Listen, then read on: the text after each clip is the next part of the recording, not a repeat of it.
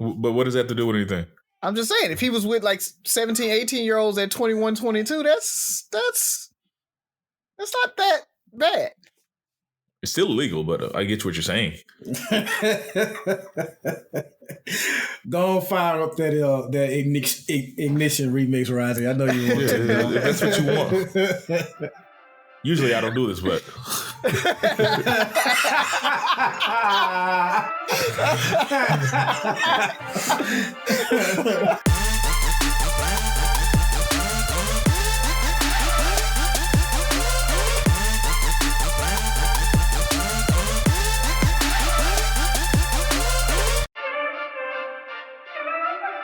What up? It's Three Brothers No Sense. I am Tavares Ferguson, aka Ferg, joined with my co-host Razi and Buff. Fellas, tell them what's on your minds. Yo, I just want to say Star Wars Visions on Disney Plus is the truth. So anybody who loves Star Wars and anime, Disney Plus decided that they wanted to mash those together, and they took like some of the most like famous anime studios and gave them a Star Wars type clip and let them do that. So they're, 18, 20 minute clips or whatever, or little stories, but they're in an anime style with the Star Wars universe. It's so hot. And the other thing is, y'all heard about your boy Will Smith admitting that they had an open relationship. So everybody was giving Jada all this shit, but Will finally came out and was like, yeah, I was doing my thing too. No, I haven't heard about that, but I think wasn't that always the assumption? Yeah. It was the assumption, but he admitted it. So I don't think I don't think it was that they weren't in an open relationship. I think we've said this even on there's a acceptable way to cheat. I think for the most part, people are always out there, just don't have me out there looking stupid. And she had this nigga out here looking straight dumb. Like just he became dumb. a whole meme. It's just that's my thing is do what you do, but it's still a certain level of respect. And I felt like that respect was respectful how she carried it out. Right. To the point where you could always assume that they had open relationship, but he's not going to put their business out there to make her look a certain way. There's a certain, I don't know, but. Yeah, so I was just excited about that one. And before, do y'all like Werther's Originals, or is that a slave snack? Werther's Original? Yeah. The old church lady candy? The old caramel? The little caramel thing? Yeah. It's not a slave snack, but it's definitely an old folk snack. Yeah. Oh. And yes. Well, you like them, though? Is it caramel or butterscotch? It's caramel. Yeah. Well, I think they have both, actually. Okay. Yes, I think but they do. Either way, they have both. They have popcorn now. So bullshit. It's caramel covered popcorn with Werther's Original caramel drizzled on the popcorn, and it's so freaking delicious. Man, Fino if they put that in approve. Fino doesn't approve. Yeah, Fino doesn't prove anything. If they put that in a Christmas tin, they got my money. Yep. It's something about that Christmas tin popcorn. That's how I kick off every Christmas holiday. The day after Thanksgiving, I go to my closest establishment and I buy one of those big popcorn tins.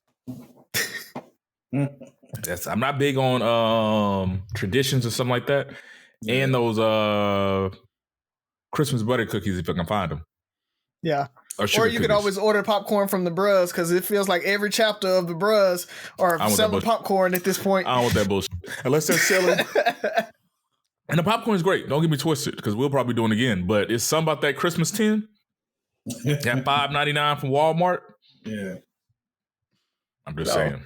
But that's all I got, man. Other than looking at Buff and his flex of his picture behind him this week. I don't know if y'all can tell what that is.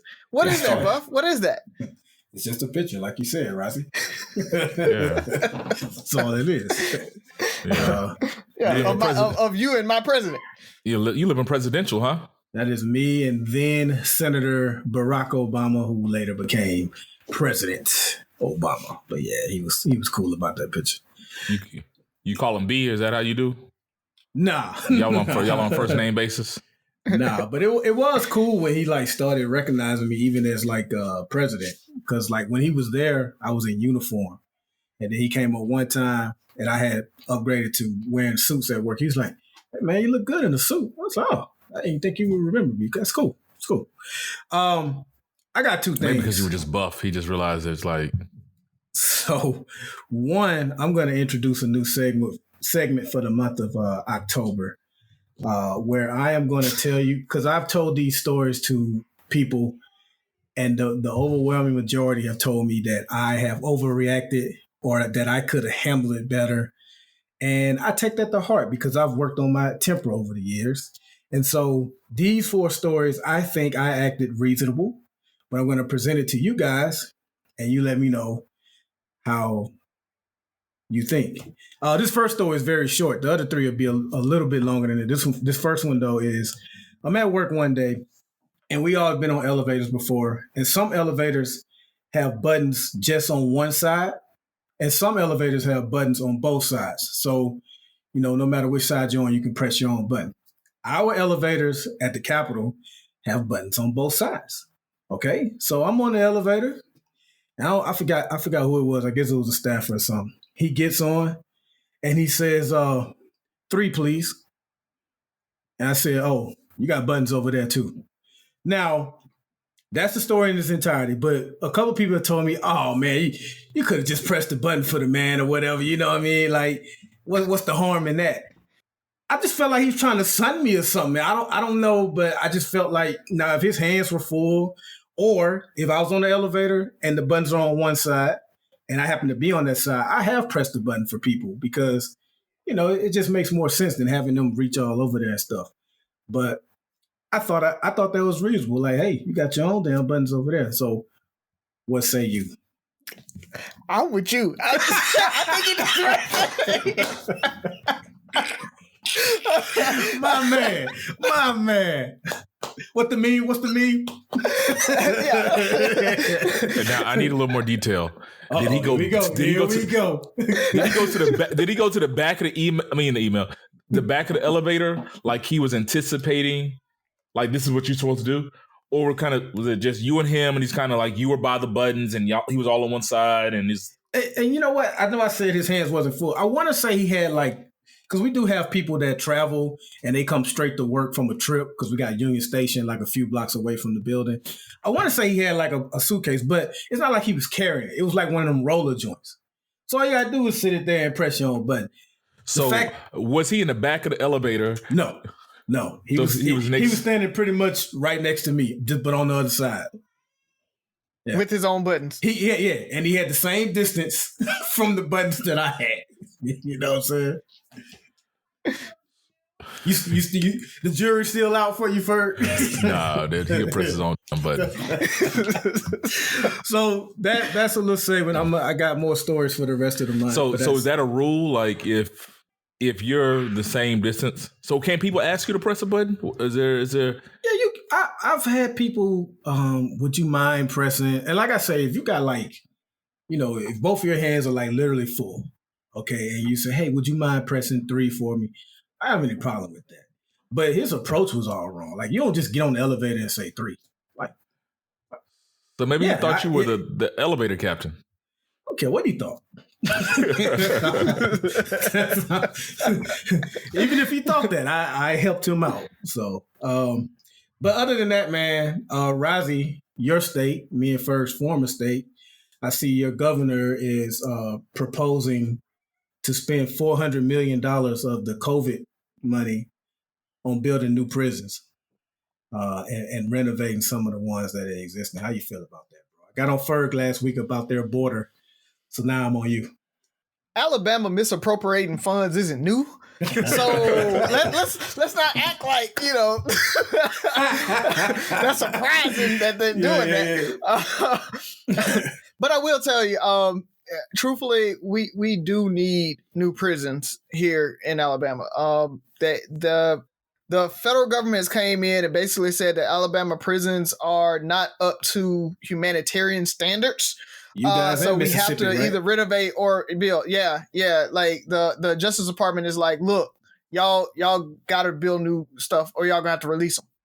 And the cool part about it is Alabama actually has gotten a lot more progressive on releasing people and getting them out, putting them on probation, and a lot of that kind of negative stuff that happened in the past with the slave catchers and us selling slave labor and all of that stuff that Alabama loved to do back in the past. Alabama has changed a lot of laws when it comes to minimum sentencing and things like that. It's actually harder to get locked up for long periods in Alabama than most states at this point.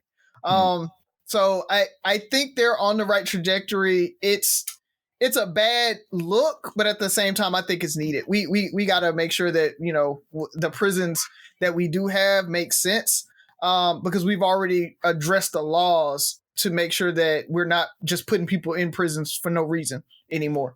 I did like the renovating the existing ones, but the building new ones, I was like, does Alabama need more prisons?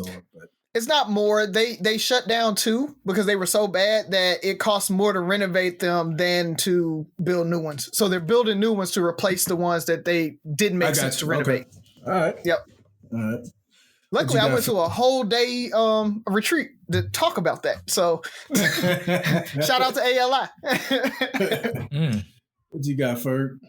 Well, I'm gonna kind of bring something up. I guess we were talking about, and you guys watching football again? I am. I have to admit, I am. Yep. Yep. So you guys happy with the Super Bowl 56 lineup? So I am. I'm happy with it. I don't want to. I foresee people having issues with one of the performers. But which one was? So should I? So they're looking at Kendrick Lamar, Dre, Eminem, Snoop, Mary J Blige to play Super Bowl 56 halftime show. Which one of those performers do you think is going to be an issue? Mary J Blige. Oh, Mary J. I'm so stupid. I'm looking forward to her dancing, though. I know, because she can't dance. I'm looking forward to her dancing, dog. Maybe she's had some dance lessons since then. No, I don't want a Mary that can dance. I want the Mary that we have. That same that little step she do. Yeah. And that real breakdown when she get low with it. Hey, she be enjoying herself, so that's all that matters. That's all it. So I actually don't want to. I mean, I don't want to be the one to put it out there. I don't want to put that energy out there. But I just know how, like we've talked about cancel culture before, and even there are past things that this performer has done that got a little heat. So I potentially could see it. Maybe it won't happen. I could be wrong, but I definitely can see a segment of people having an issue with it to where the NFL reconsiders having it. Speaking of cancel culture, are you guys still canceling R. Kelly? Oh yeah, he's we can hold that because that's actually my question. So we'll hold that. And that's a whole conversation. Okay. All righty. So I think that's kind of all I got because I have another part of that, but I think you might bring that up as well. So, Razi, that's messed up. What? Heartburn. Nah, Heartburn. That's not what that was. I thought I heard the kids in the background. I thought I heard Sophie in the background. So yeah, I told her she could stay up until she did it. So hold on, let me go grab her, and then I'll put her to bed before we start the show. All right. Hi. Hello Hi. there. Isn't it past your bedtime? Yes. Why are you? Mueres. Past your bedtime. So hopefully you got us a good night joke. Yeah. Okay. Give it to me, so. Ali doesn't get to come this time. Because Yeah. we didn't think of a joke for him this time. And he's not as funny as you either. I won't tell him that. Yeah, don't tell him that. I'm not going to tell him that. Hopefully he doesn't Okay, come I'm in ready for a more. good joke. Okay. We all know where the Big Apple is, but does anyone else know where the Minneapolis? Minneapolis.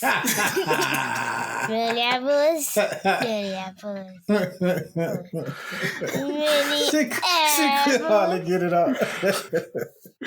Yeah. Yeah. That's a good one. That's a good one. Okay, bye. Now, we all know where Big Apple is, but does anybody know where the Mini Apple is? That's a good one, Sophie. That's a good one. That was a good one. Oh man. All righty, fellas. So who wants to kick it off? I guess since I kind of talked through it, I guess we can, or I set it up. I guess I can go first and we can jump into it. Let's go. So, for the listeners that don't know, I don't know who that listens that wouldn't know, but R. Kelly was found guilty on I think 9 counts or 10 counts of like 9, yeah, 9 counts of what was it? Trafficking, and it was sex trafficking and racketeering. So he's going to jail now. I'm pretty sure he's going to be in there for the foreseeable future, if not the rest of his life. So with that being said, now we got to go back to his music. Are you going to uncancel his music since he isn't going to be able to benefit from the royalties or proceeds of said music if you listen again? It's an interesting question. Loopholes. Huh. So for me, and I've said this before, I had to learn to not judge people that did not cancel him, because when I reevaluate the artists that I like, I just put out there. I like Dr. Dre. But we all know Dr. Dre has not the cleanest history. And I just feel like with entertainers, actors, musicians, a lot of them have things with them that you don't morally agree with. And if you cancel everybody that you morally disagree with, you pretty much don't have any entertainment. So you just got to pick and choose which ones you can live with. And for me, for R. Kelly, it wasn't so much canceling him to not support him financially. It's because of the crime that I always felt like he was guilty of. His songs reflected that. So it's like you putting that in my face. You know what I mean? So I mentioned Dr. Dre. If all of his songs were about beating up women, then I couldn't rock with that. But he's I rapping. mean, there was a whole lot of bees and hoes and whoop that trick type stuff in his music. It was some, but not every song is like, there's a difference between bitches ain't shit but hoes and tricks, lick on the nuts and suck the dick, versus seems like you're ready. You know what I mean? Or producing an album called Age Ain't Nothing But a Number with you off to the side, literally looking at the teenage woman that you married. So for me, R. Kelly was rubbing that shit in our face. He rubs it in his lyrics. I mean, it's right there when you go back and listen to many of his songs. So for that reason, I mean, I couldn't even, how you use entertainment as an escape? I couldn't even escape from what he done because he's literally singing it to me. You know what I mean? So that was my reason, and he'll stay canceled for me. I mean, that's a good question. I don't see the change. But now, I mean, it brings up some interesting points. You brought up Dr. Dre. Is R. Kelly, because when did people really start canceling R. Kelly?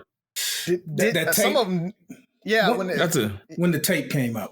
I feel like the tape was out for a while because the tape became a hot there were thing. people supporting him even during the trial of that. So tape. it's stages, and he's never been completely canceled by something. But I think there was like a mass exodus of support at around the same time. I don't know when I couldn't remember exactly when it was. I feel like when the trial.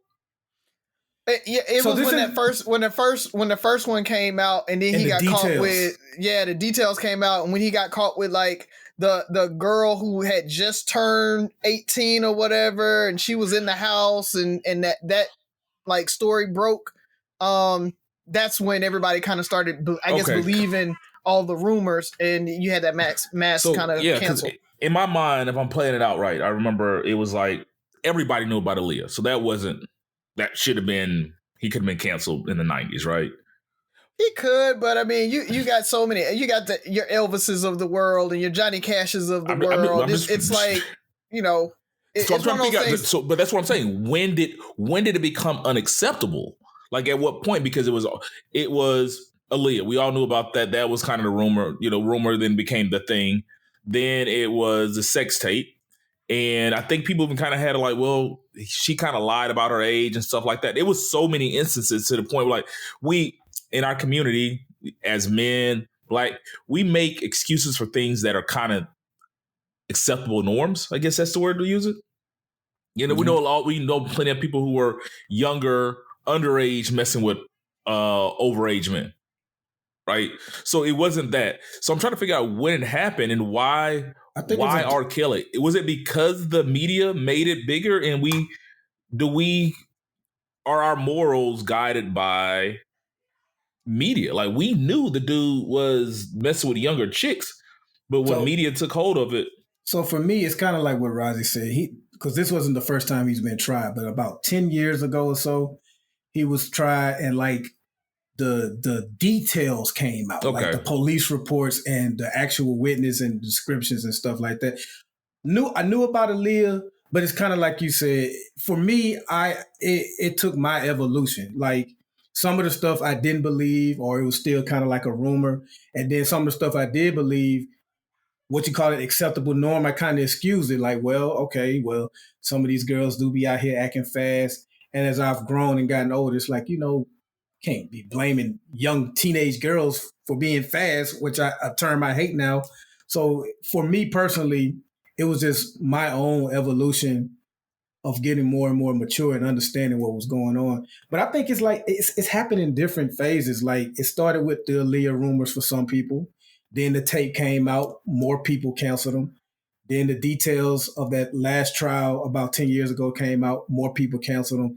So I think it's just been more and more steps. And then what was that Lifetime show documentary, Surviving R. Kelly? By that time, that was like the nuclear bomb for him then. Yeah. But because I'm thinking, because most of the people I knew were still supporting R. Kelly until because when did Trap in the Closet come out? That was 2000, mid 2000s still, when that stuff was still dropping, and he still was. He performed at MTV. Yeah. Yeah, we were all stepping in the name of love. This is 03, 04. Yeah. So. Because I'm trying to think. Yeah, that was the 90s. He's got some bangers, man. Yeah. Got some bangers. So I don't know. I mean, it's hard because I'm. What I miss? No, Razi just reminiscing on his music. It's tough. It's tough. It's hard to cancel a genius like that. Like, don't cancel him. I don't think anybody should be judged for still listening to R. Kelly. Why do you feel obligated to cancel him? Buff told you why he wants to. Is it because you feel like you're going to be judged in the court of popular opinion? Oh, no. I mean, if you want to jump into my answer, because I think I'm probably in the minority when it comes to it. I don't think he needs to be canceled now, or his music needs to be canceled. I think he needs to be canceled, and that's the fine line that I walk with. It is, he needs to be canceled. His music, I don't think. There are some that are like, age ain't nothing but a number, that type of thing. But Step in the Name of Love doesn't throw that in your face like that, right? Ignition doesn't throw that in your face. I mean, he's singing about a sexual undertone, but that's you kind of putting that in your head of, oh, he's singing to a younger child or something like that. But that it's still a grown folks, song.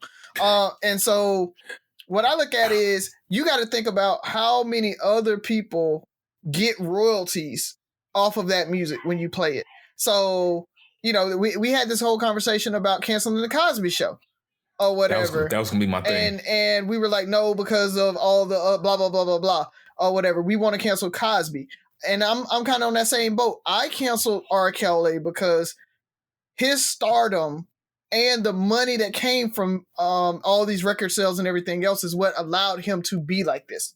That's what allowed him to do this to these young girls and all of that. So I chose to cancel him because I needed to cut that off. I needed to take that stardom away from him. And we talked about canceling Kanye, and he kept making good music. So you're just like, I'm going to keep rocking with him or whatever. And so I'm like, I needed to cut that off so that he wouldn't be able to do that to these young girls anymore. So he wouldn't have that stardom. So people wouldn't really care about him as much anymore. So now that he is going to jail, and he's not going to be able to use this money to continue to do what he was doing, I am on the boat of, I can rock his music now, so that the 20 other people that's got credits on that song can get them royalties so that I can step in the name of love because it's a good ass song. Like it's I'm gonna use the music for what it is now, versus trying to say I want to cancel the music because R. Kelly did these things. That's an interesting point because before you brought it up, I was thinking of Cosby, and it's a slippery slope just because I kind of feel what Byron was saying. His music just there's a certain my chakra stage now has a certain energy to it. It's a very sexual, and it's kind of hard to separate what he was doing from his music. That's my challenge, like, because it's like it has some very sexual undertone. So you lump all that in with Cosby, because I put Cosby on the level as R. Kelly as geniuses in what they produce. Like you can't. There's not a lot of people that can compete with it, but there was a certain energy that Cosby put out through the Cosby Show and A Different World and stuff like that. That was more of a cleaner energy. Like it was, people were defending Bill for the longest because it was kind of like, nah, they trying to get him because he trying to buy ABC and all that, because what he put out was so, I guess, almost pure, and it's easier still to accept. I mean, to separate. I Believe I Can Fly. Okay, but also Make Greatest Sex and Trapped in a Closet 1 through 76. You know, hey, Mr. Biggs was he was with Mr. Biggs' woman while he was trapped in the closet, so she wasn't underage. I'm just saying. Okay, maybe Trapped in the Closet. He wasn't with Mr. Biggs' woman on that series.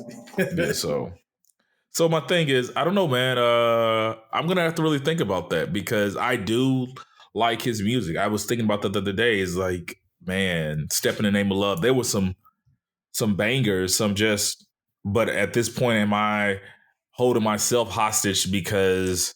I mean, 12 Play, you got to think, 12 Play, he was only like 21, 22 at that point. Was he? I don't know. But what does that have to do with anything?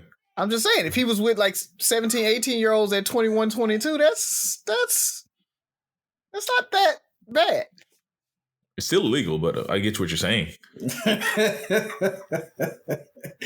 Go on, fire up that ignition remix, Razi. I know you want to. If that's what you want.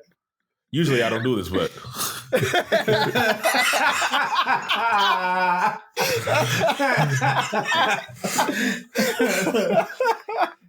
oh man, we're gonna lose some listeners or get canceled. I don't know. Man. I have to think about that. I'll ask Zeke. That's a great question, though. Great question. Yeah. All right. Who's up next? Right. Who you got? What we got? I was wondering, should it be you, Ferg, or I can go? Yeah.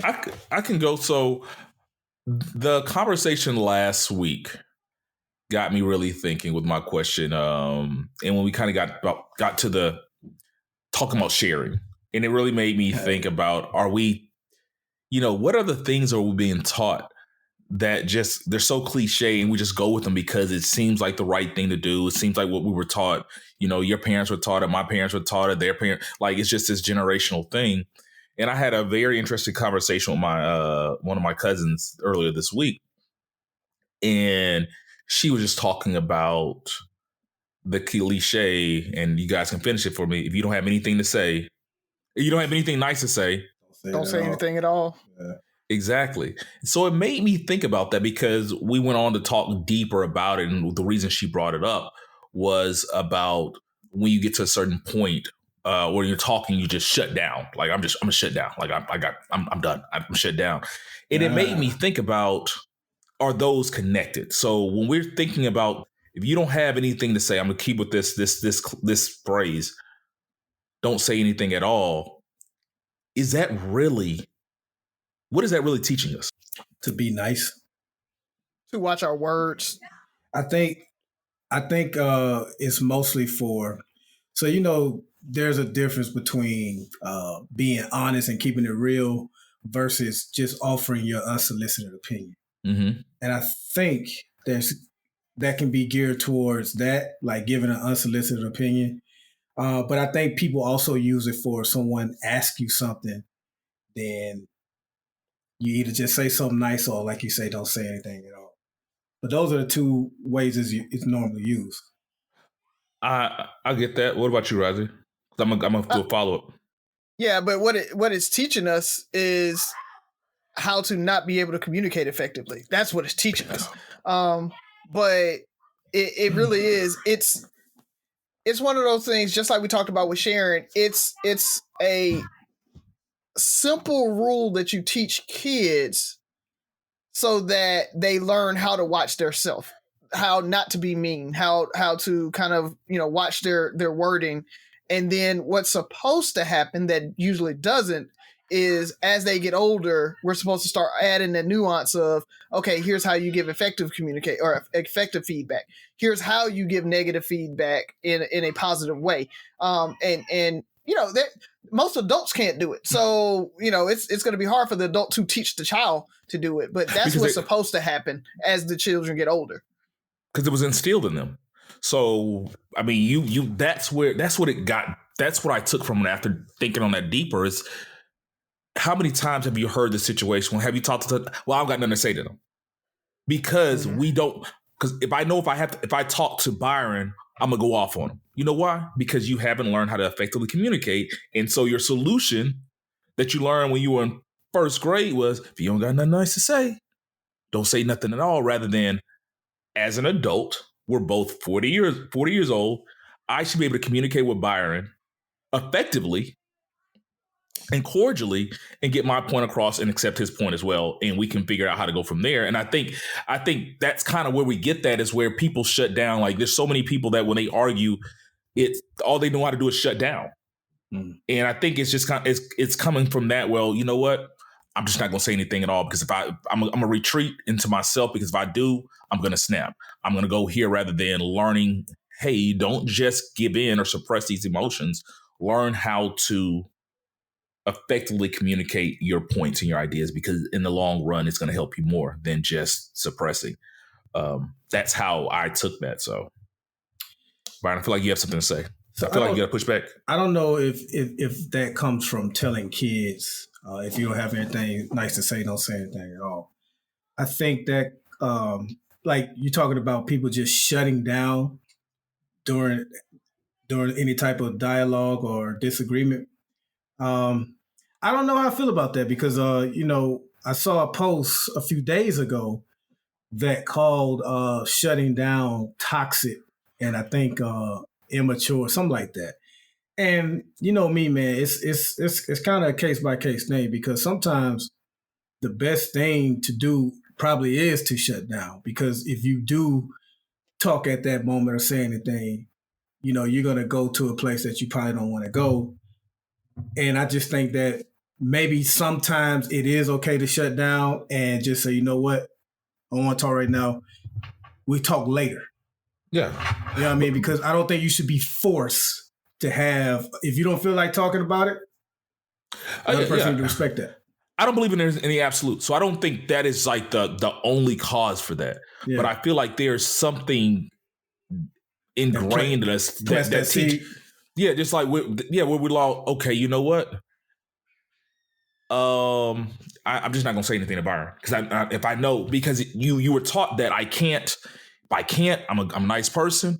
If I can't say anything nice, I'm not going to say it at all. And it just becomes repressed. So you never get those things out, and we just don't learn how to communicate, because there's a difference in me, in my opinion, of, you know what, I'm going to bide my time and wait till the situation cools off, and people who shut down and retreat and just repress and suppress feelings.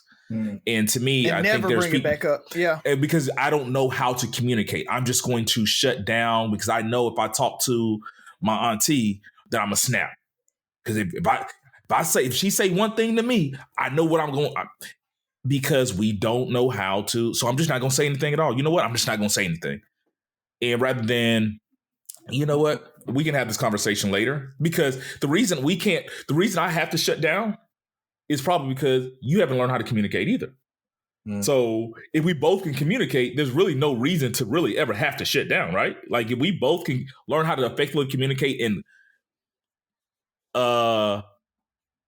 not cage our feelings, but control our emotions, control our feelings and outbursts, there's really never a reason to just stop talking. We have to do that because we haven't learned how to, like, I know me. I've known me for 40 years. And if this nigga say one more thing to me, I'm going to snap. And Byron in the back time, I'm about to let him happen. I chose violence. Now you've once said that the only person you'll argue with is your wife, and that arguing with you is a privilege.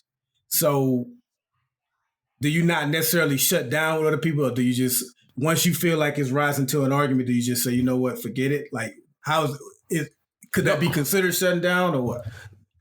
Good question. I don't think it's I shut down. It's just I pick and choose my battles, and I feel like the end result is not impactful enough to go there. Like the three of us, I love you guys to death. There's not much that we can say to each other that's going to change my life. Like, I could lose my best friend, but it's still not going to, my mortgage still got to get paid. I still got to go to work. I still got, like, there's things like I might lose this, but it's never serious enough for us to go there. So I'm just like, I'm good, like, or we can debate. Like, I'll debate with you guys every day. I do that every time we go on this damn show. Yeah. We can debate, but to me, it's that impact where we're going to go back and forth where I gotta win. And, I like to debate. I like to pull at people's strings. So I'm not going to say I don't debate, but it's never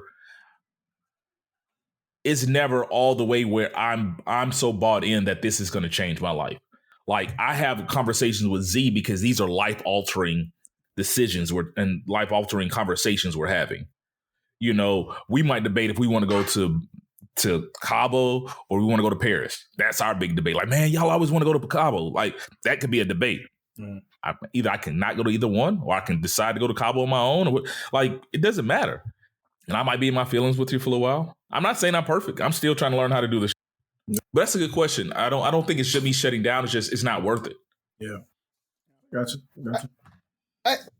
I think, like you said, it's a contributing factor. I definitely don't think it's the only thing that makes people shut down, because, there's personality types too that have to do with that. Like, some people just don't like conflict, right? They're just conflict averse. And so any conflict, they're just not necessarily shut down, but they're going to avoid it, right? That's their coping mechanism, is avoidance. And so when they get into that where, we're about to argue, you might call it shutting down, but it really just may be avoiding. It's like, I'm not going to argue about, as somebody's spouse or somebody's significant other or their friend or whatever. You just have to understand that that is their coping mechanism. They're gonna avoid. So you just kind of let them cool off, and you bring it back up at a better time for them. So again, it's effective communication, and it's knowing how to communicate, and it's knowing when to communicate. So I think they're a little separate. I don't think it's where you can kind of draw the straight line of, don't say anything nice, or what is it? If you don't have anything nice to say, don't say anything. Yeah. Straight to, I'm shutting down and I can't communicate. Yeah. But it is one of the building blocks of going towards that. Because I think it doesn't force us to learn how to communicate. Mm-hmm. Because I can say stuff in if it's in a positive manner and positive environment, I'm okay. Even at work, I mean, a lot of times people don't know how to have the tough conversation. And so I think it's another thing that kind of teaches us not to have those tough conversations. As a kid, don't tell that lady her feet are big, or, her wig looks crooked. Like, got like, hey, you can't say everything. You just, the first thing that comes to your mind. Kids will pop off. Yes. Oh boy. I'll never forget. Softball practice. Sophie and Nolly's first softball practice. The softball or baseball practice, but it's like t-ball, so both the boys and girls are playing together and everything. And Sophie tells the female baseball coach, she's like, "Your tummy is really big," and I'm like, I'm like right next to her, and I don't know what to say. I was like, oh. Yeah. And that's why you have to tell them, if you have nothing nice to say. That's exactly why you have to tell them that. Yeah.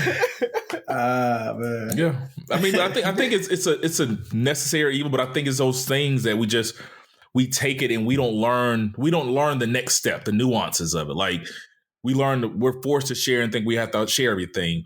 We learn that, a lot of people just don't know how to have the tough conversations. They don't know how to have those, we're not on the same page, we're at a disagreement, and I'm just not going to, but we need to come to a conclusion or decision, and I'm just not going to say anything, and I'm just doing what the fuck I want to do anyway. It's the difference of reading on a third grade level and reading on a college level, right? Yeah. It's living your life on a third grade level or being able to grow up and be an adult. Like if you're still in that stage of, if you don't have anything nice to say, don't say anything at all, shut down, avoid conflict, don't ever go out and say anything to anybody, as an adult, it's going to make your life a lot harder. Same way if you're still reading on the third grade level, it's going to make your life a whole lot harder.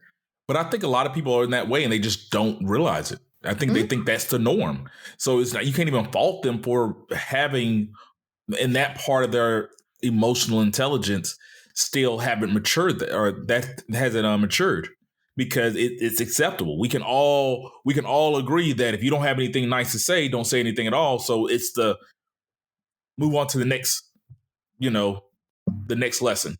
So, and with that being said, let's move on to the next question.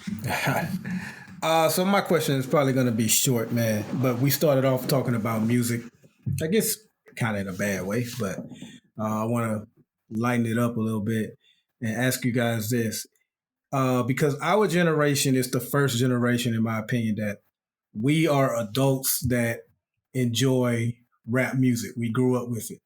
Our parents and older, nah. When they heard it, they was like, what is this mess? But is there a rap song out there that one of your parents surprisingly liked and they played or they enjoyed, or they was like, you know what, I can get with that one right there? And I ask this because, God rest her soul, my mom, she has two, and one of them is quite embarrassing that I'm going to reveal to you guys, but I wanted to hear what you had to say first.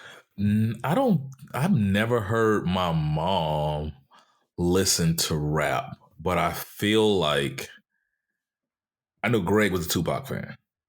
So Greg was he? Yeah, he used to pull up to the crib bumping Tupac in the 90s. Yeah. Wait, was he from the West Coast? No, Greg's from freaking someplace outside of Mobile. Okay. He was a Viger, Oh, okay. So Tupac, definitely was a Tupac fan, and I feel like my biological dad, being from Houston, I feel like he messed with the Ghetto Boys. I just remember coming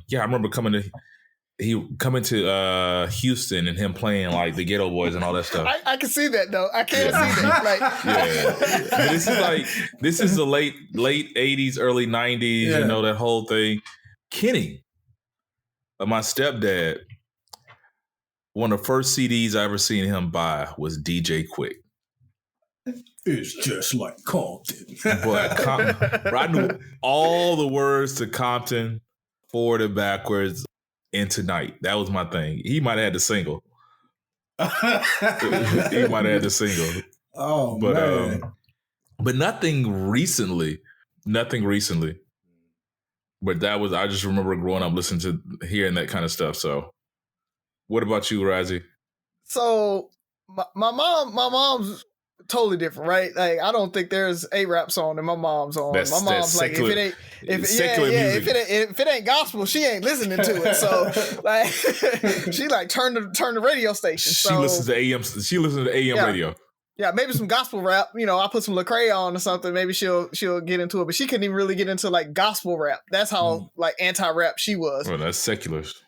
But my dad, on the other hand, probably knew most of the songs. Like he would listen to the music just like we would. But for him, I think, and for the folks who don't know, my dad's the white Italian guy, so he's the one that liked rap versus my mom.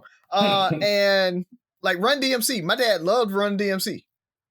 Like all the whole Walk This Way, all that. So yeah, same thing you guys were talking about with Quick and everything like that. He was really into that, and I think that's really it, that he just like knew everything. But because he was so involved in the community and everything like that, he knew every song they played on 93 BLX because Every afternoon for baseball practice, he'd get in the truck, we'd all jump in the back, and he would ride around the neighborhood and pick everybody up for baseball practice because most of the kids didn't have rides or anything like that.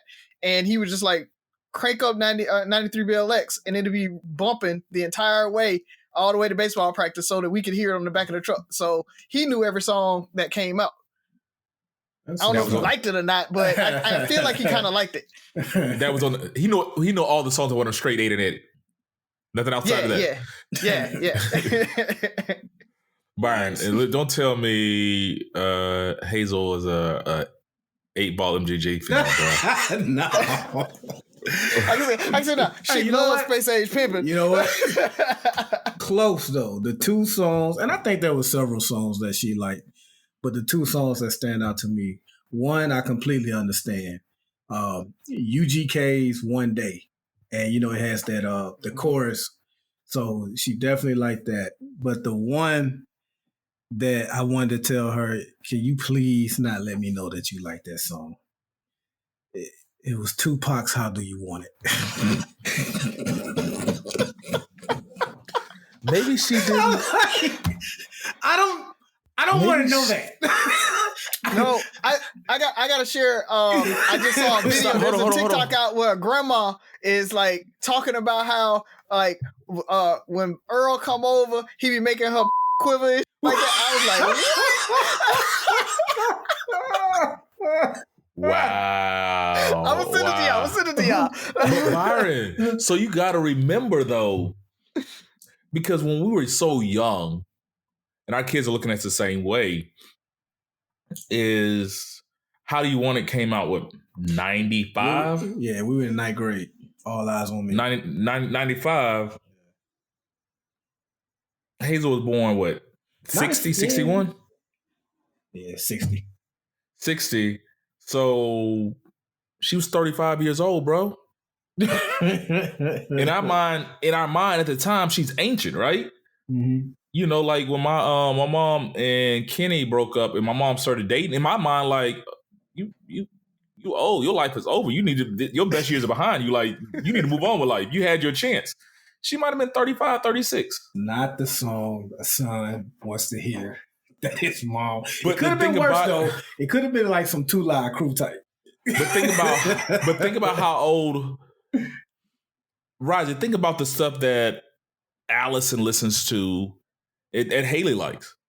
Like it's they can listen to the same music. Our generation is the first generation somebody said they can listen to the same music as their kids. Yeah. So for your mom or our parents to listen to 1 or 2 of the songs, isn't that far-fetched, because at 35, you're still, in our mind, she's old. And that was 5 years ago for us. If you told me I got to start listening to gospel music and Shirley Caesar and Betty Wright because I'm 35, like... And this is a woman who loved like Luther and all that type of stuff. Because that was a popular music, and her parents probably stopped listening to that devil music, And her generation, Luther was the shit, and for her parents, Luther was the devil. Big Luther, not little Luther. Big Luther, yeah. Yeah. So I would have never got that. I know. How do you want it? All of y'all was surprising to me though, like Ghetto Boys and Greg, you never met my biological dad. So in my mind, I still see him as, what's the dude from Poetic Justice? Not Pop's role. Del Toro, his role. Chicago. Was his name Chicago? Yeah. And when I picture my dad, like in the late 80s, early 90s, I picture Chicago, like that clean fade, the hot top, doing this. That's my vision of him. I'm gonna find an old picture of him. That's Chicago. Like my dad was Chicago, the Loke song, and all that stuff. Like Kenny was never like that. Kenny was always clean cut suits and all that stuff. But Henry, Chicago. Just want to have a little fun with that one, man. All righty, fellas. Well, let's go ahead and close it out, man. I just want to say, go Blazers. It's our first home game in our new stadium come this weekend, so we'll be at Protective Stadium come Saturday. Haley's dancing. I've got season tickets. I buy season tickets regardless every year anyway. So I'll be in there, risking it in these COVID streets, but I got to support the Blazers. And also anybody who has access to my Facebook page or whatever, we're promoting the Frank A. McDaniel Memorial Scholarship. So it's the Frank A. McDaniel Bridge Builder Foundation is the foundation that we set up for one of our fallen brothers from the chapter. And we do a big, huge tailgate as a fundraiser on the first game or the first home game of every year. So we'll be out there doing that. So I'll post that on my page. If anybody wants to give to that and donate to that, please do. It's an awesome cause. It's a scholarship that is funded one student from Selma, because that's where Frank was from. So coming from Selma High School, going to any college, and then it's one incoming freshman to UAB. So they fund 2 scholarships out of that foundation. So I'll post that, and if you guys can give to that, please do. So that's all I got, man. Apparently, we've made it to the point in life to where I guess in my household we can give away money. I wasn't aware of this, but I mentioned a few weeks ago. You got it. I don't have it. My wife started a YouTube page, and she's she's doing a giveaway. So I just wanted to let the listeners know, if you're interested in winning a couple of $100, go to a YouTube channel, Tabby T. Follow her on Instagram, Tabitha36618.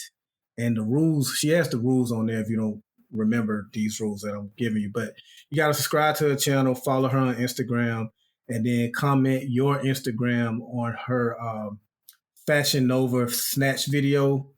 And she will randomly select someone to win $200. So, again, I didn't know we could do that, but she's probably been giving away money. You just didn't know it. Who knows? But anyway, just wanted to put that out there. Support Tabby T, and check it out. Get a chance to win some money. We're all ineligible, by the way. I don't know. Why me? I ain't here. I know. You just don't. I think you exclude us. You just don't want to give us no money. Could be. I'm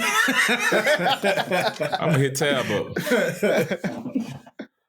I really don't have much, man. It's just been another good week, and by the time you hear this, it would be the beginning of October, and October is Breast Cancer Awareness Month. So I want to but end this podcast with shouting out all the survivors and all the people who were fighters and warriors for breast cancer. We've lost some great women along the way, so just want to have a quick moment for them.